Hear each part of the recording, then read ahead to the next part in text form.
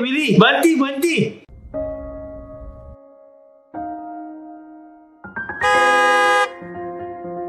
Duit banyak, ingatlah biasalah tu. Apa hal, Willy? Tak ada apa-apa, bos.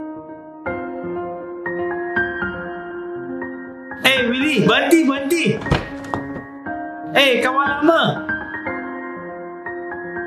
Awak rupanya.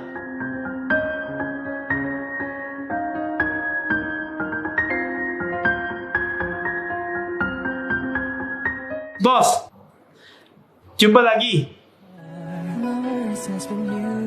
Bos,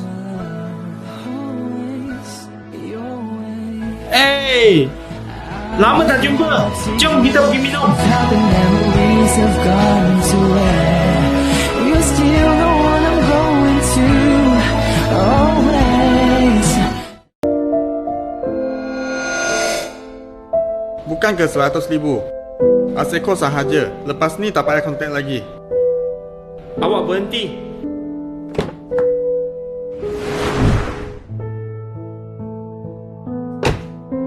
Dulu awak bankrupt.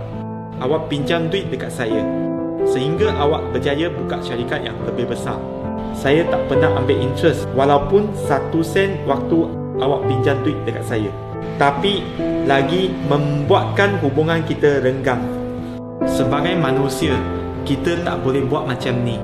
Saya pinjamkan awak duit sebab nak bantu, tapi awak buat saya macam ni pula.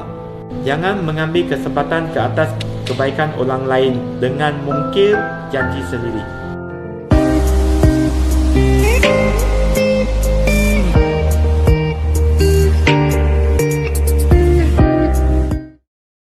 Willy, jalan cepat. okey. Bos, tunggu sekejap. Saya nak jawab call dulu.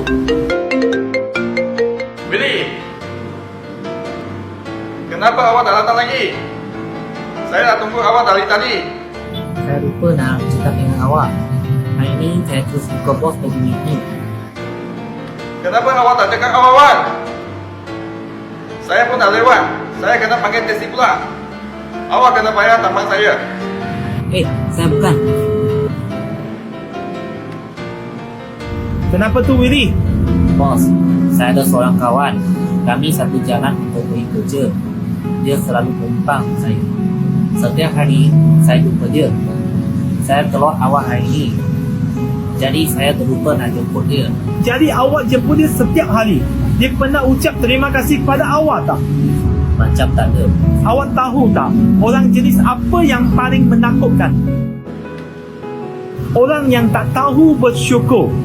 Paling menakutkan. Awak anggap dia sebagai kawan. Awak ikhlas tolong dia, tapi dia tak hargai. Dia takkan ingat kebaikan awak. Dia fikir kepentingan dia sahaja. Willy, ingatlah, dia takkan pernah rasa cukup.